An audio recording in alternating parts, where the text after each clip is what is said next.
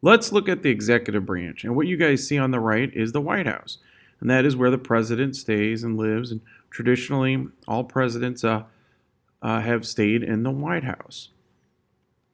Now, and it's also considered the people's house. You could go there and you can walk through, and security's changed a lot since September 11th and since the Capitol attack. But you still should be able, at some points, you can go through the building, certain parts, and tour the area. Now, let's look at the executive power. So, where is it in the Constitution? It's under Article 2.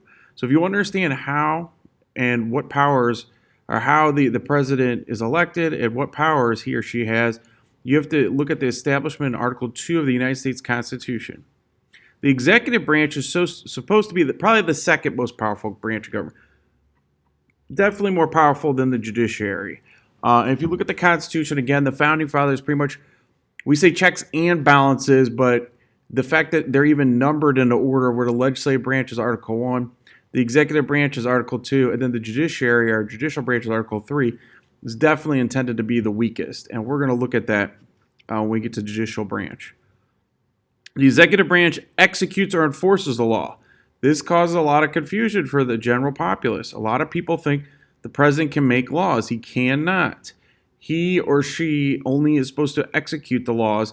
And we've seen problems with this even in terms of things like police officers. He does get to interpret the law a little, and that's where it gets confusing. But the judiciary will step in and tell him if he's interpreting it incorrectly, because he does have to enforce it.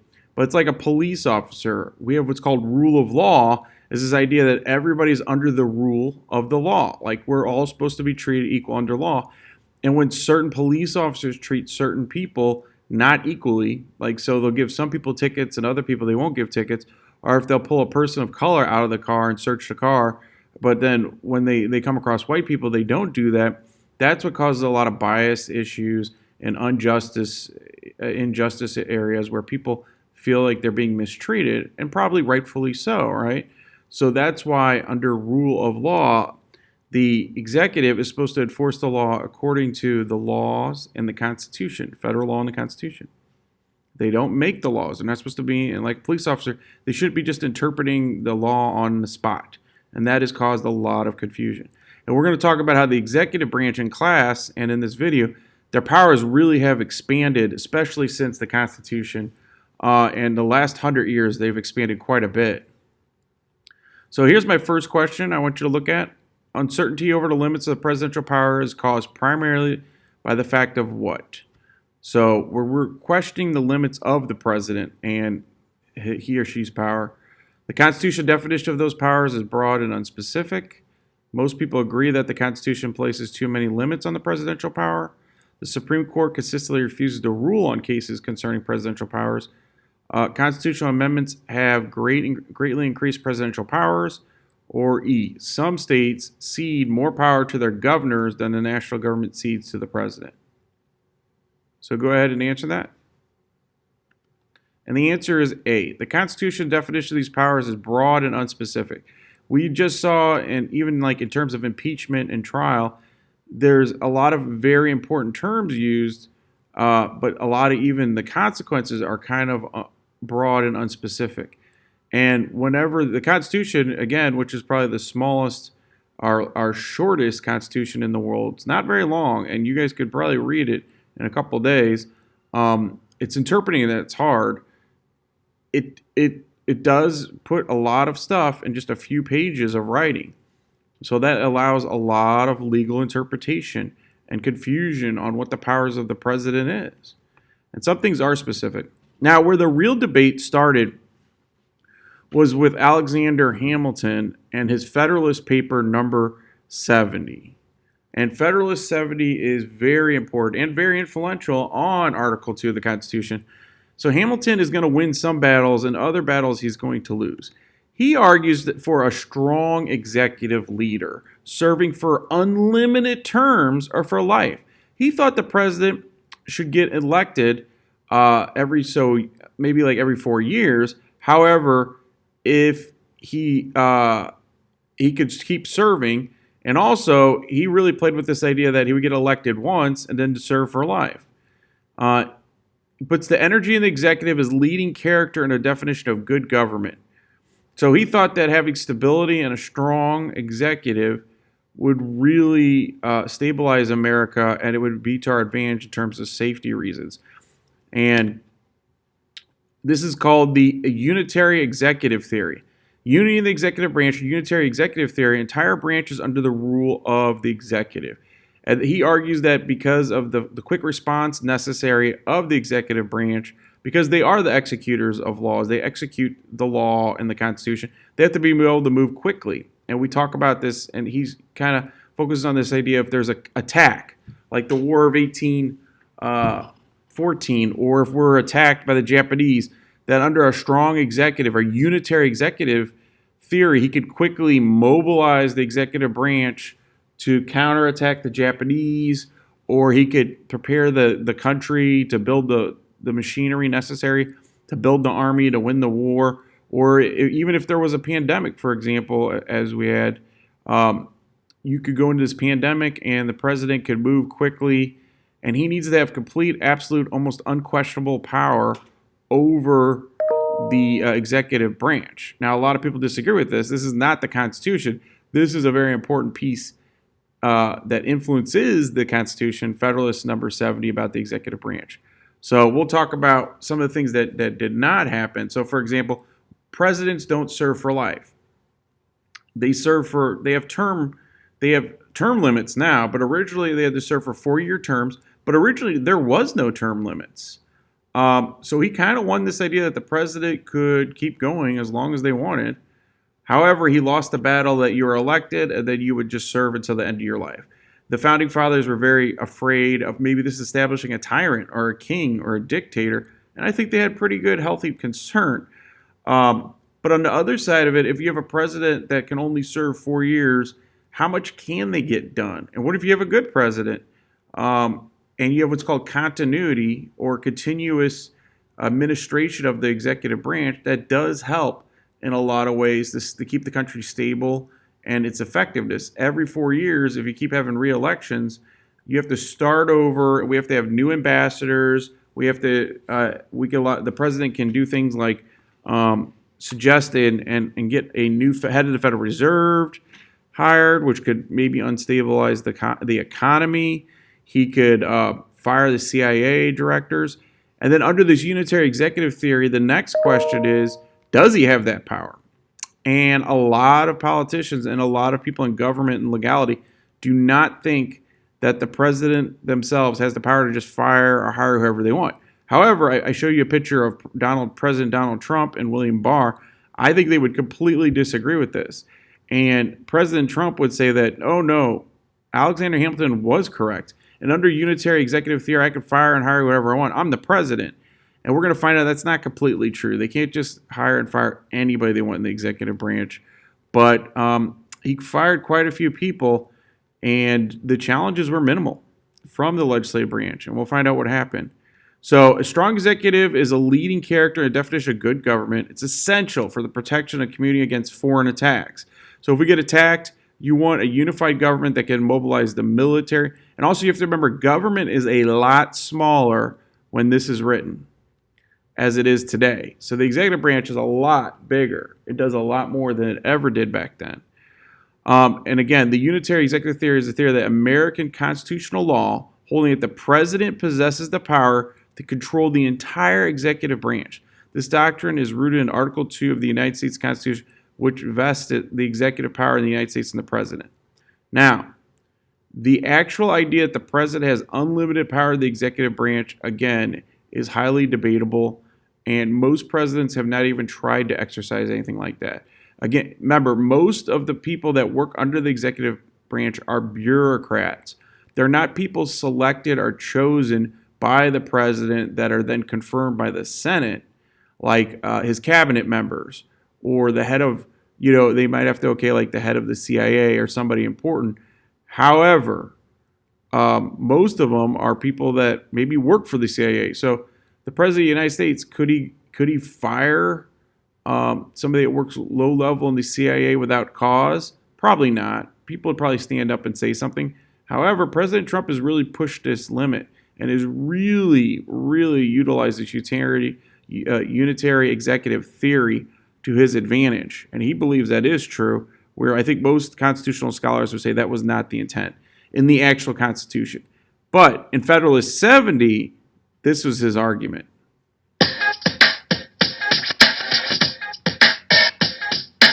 The chief executive is responsible for carrying out the laws of the land and conducting internal and foreign affairs. This monumental task is accomplished through the many law enforcement and governing bodies under the president. If you want to sort of look at the modern federal government, where the true power lies now, it's in the hundreds of thousands of people that work in this enormous bureaucracy. The bureaucracy really does carry forth the actions of Congress, the mandates of Congress, but that's where government gets done. Talking about executive departments and agencies, but also independent agencies, independent, things like the SEC, the Securities and Exchange Commission. These are all part of, technically, the executive branch. So that's a good view of explaining that, again, most people that work in the executive branch are actually bureaucrats. They're people that work based on their credentials that earn their way up through some kind of testing or services. So you think of like the CIA. You can't just be a CIA agent. You would have to actually, there's criteria and training involved. You can't just jump into the CIA. So the president can't just be like, I want that guy to be a CIA officer without the credentials being met or qualified. However, where it gets interesting is the president has a power to choose the guys that are in charge of these organizations. So he gets to choose who's in charge of the CIA. And then, like, for example, in Joe Biden's case, he selected a diplomat as opposed to somebody from the CIA to be in charge of it, which is a little different. But at the same time, he's arguably credible because he's worked and understands through working with Russia and other countries how these countries work and the history. And he's much more of a civilian approach than maybe a law enforcement approach. So I think that's his argument. And he gets to choose that, but he doesn't get to choose everybody at the CIA. He doesn't have that kind of control. Now, we call, on the Hill, they're going to call, or in the White House, they're also going to call the president the POTUS. POTUS is P-O-T-U-S. It stands for President of the United States. So if you ever watch a show or if you hear somebody that's actually in politics or government, they'll talk about the POTUS. You guys want to talk to the POTUS? They don't say, a lot of times they won't say President Trump or President Biden, or they will say POTUS, and we said in the past video, if they're talking about vice president, they're going to talk about VP. The VP is the vice president, so Kamala Harris is the VP. So those are kind of cool terms you should know. Now, faithfully, here's the actual power they have under Article 2. Faithfully execute the laws. Wow, that is really broad. Faithfully execute the laws.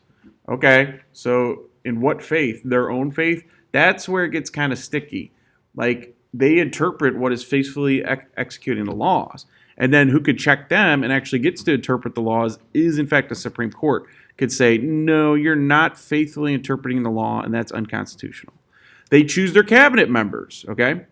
But they have to have Senate confirmation or approval. So they have to go to the Senate, explain why they like this guy or girl, and then they confirm it. And it just needs a majority. So it's only 51 votes in the Senate to confirm. But again, they could filibuster if they have 60 votes to try to stop a confirmation. And that's what we saw, especially with the Barack Obama with the judiciary. Appointment court judges, too. They have to go to the Senate and confirm. So we saw Barack Obama had a lot of his judges just not get confirmed. And finally, his Supreme Court judge, in the end, with almost, I think it was 10 months left until the next election, the Republican Senate refused to even talk to the guy and confirm. Merrick Garland was the guy that was running, and that's caused a lot of bad blood between the Democrats and Republicans because that was seen as over the top. That if it was a conservative judge that died in the last year, so Barack Obama would have probably got a more progressive judge, but he offered a very moderate judge, and the Republicans refused even to talk to this guy. And in the end, the Senate was controlled by the Republicans, so the Democrats could not get it confirmed. So they postponed, and we didn't know that this would really work this way until the next election. Where on the other side, President Trump had a month to confirm a seat, and he got it done in, I think, 20 days it took him to confirm, which is right before an election. Okay, he could veto bills, very important. Now, this is an important idea to understand. He cannot veto what are called line item vetoes. They are unconstitutional. The Supreme Court says the President of the United States cannot do what's called a line item veto, which means literally takes a pen and he scratches a line through parts of a bill he doesn't like. Can't do that. It has to be the exact same bill that started in the House or the Senate that went to the Senate or the House, vice versa, and then goes up to the President. He has to sign it verbatim, word for word. Can't change any words in it. However, we'll find out when we get to Missouri government, the governor in Missouri can do line item vetoes. So that's actually a big difference between the president and the governor of Missouri. He can do line item vetoes. He can cross out and take certain sections. And I believe the Supreme Court really ruled on this idea they can't do it because according to the Constitution, they interpret the bill has to be exactly as worded for the Senate, the House, and the president, or just the bill doesn't pass. So that actually makes bills harder to pass because he has to either veto a bill or he has to approve it. There's no, I'll take some parts out and then we'll work a deal here kind of thing. It has to all be done before it gets on his or her desk. Here's my next question. In a matter relating to the U.S. foreign policy, with whom does the president share power? Is it A, the Supreme Court, B, Congress, C, federal courts, or D, the cabinet? Take a second. Okay, and that was Congress, of course, and specifically the Senate. So if you saw a question like this, Congress would be the right answer. Senate is a part of the Congress, so the House doesn't have say on that. So when it has to do with foreign policy treaties, the Senate confirms treaties for whom the president shares powers, but it's a shared power. They both have to okay it. So what does the executive branch like? How do they actually enforce things? And this is a strong question. First of all, they could create things what are called conditions of aid. So they could tell state governments that what they must do is if they wish to receive grant money, is they're going to have to meet these expectations. While we have a federal system and states don't have to do everything the federal government wants, there's a lot of nice things that come with following the federal government. So if you turn down federal government money, then under a condition of aid, yes, your state might not have to do that, but most states are probably going to meet an expectation. So, for example, if you want money for health care, if you want more money for Medicaid in your state under Obamacare or the Health Care Act, you would have to do things like you have to establish a structure, and this actually happened, where people can get online and sign up every year to utilize Obamacare, okay, the Affordable Health Care Act. And some states, including Missouri, did not set up those parameters, and we rejected the money. And what happened is we just did not receive hundreds of millions of dollars to help people in the state of Missouri. And a lot of people are very upset about that. But we had a Republican General Assembly that said, we don't want money from the government, and we don't like this quote-unquote Obamacare, which really it's the Affordable Health Care Act. So we refuse to meet the condition of aid. So the state itself won't get in trouble. Nobody's going to lose their job or be arrested, but we don't get that money, and money speaks quite well. Mandates, for example. Federal rules that states or localities must obey generally have little or nothing to do with the federal aid, okay? So if they mandate something, it's required. But if a lot of times there is conditions of aid. So they can mandate things like the education department can mandate that all students have to go to school at least until they're 14. Okay, so a state can let kids drop out of school at 14, or in California's model, they have to go to school to 18, which I agree with. And Barack Obama wanted to move to mandate that all students go to school till 18, especially in this new economy. And then you have National Emergency Act, where a president declares a state of emergency resulting from danger or threat or danger to a nation from foreign or domestic sources. So again, if he declares a National Emergency Act or a state of emergency, it could be that, yes, we're being attacked by a foreign power like 9/11. They could have declare a state of emergency and try to shut things down. They shut down all the planes and the airports, stopped everything so that we can investigate what happened, that no more planes would smash into buildings, nobody innocent Americans would be killed. And also, it could be something like a hurricane hit New Orleans and Katrina and destroyed New Orleans. And that also allows him to give money to the area, like Puerto Rico. And there was a big debate on whether or not President Trump declared a state of emergency too late, or he had really slowed aid to help Puerto Rico because they're part of America, but maybe he saw them not as much a part of America as, for example, when Houston was hit by a huge hurricane. After that, the money moved very quickly to Houston. So there were some questions about that. Or was it just logistics that Puerto Rico's far away, where Texas is right next to everything in America? It's on the mainland. Or is it a combination of both? These are good questions. So you can see the cartoon on the left. It's kind of making fun of this idea that, in this case, it looks like Barack Obama is just dumping all these requirements on people. And yeah, we'll give you some money, but you got to follow all these mandates. And to what point is there too many federal mandates? And that's a valid question. On the other side are the mandates just? Do they make sense? So, okay, the primary election system of selecting presidential candidates has had which of the following effects? It has increased the importance of state party organizations. It has loosened the hold of party leaders over the nomination process. It has reduced the role of citizens in the candidate selection process. It has lowered the cost of running for office, or it has led to a decline in the importance of the party voter registration drives. Go ahead and take a minute. And the answer is B. It has loosened the hold of party leaders over the nomination process. So a lot of party leaders don't have a lot of power, and you can see with the rise of President Trump, for example. I don't think anybody saw that coming. He had run for president twice, and now all of a sudden he was actually elected 4 years ago, and he beat out long-term Republicans, and he just kind of came out of nowhere. And it was because he could mobilize people inside the country, not necessarily on the Republican side as much at first. Okay, there's also regulations that the executive branch could do. They could regulate, they could watch over, provide oversight.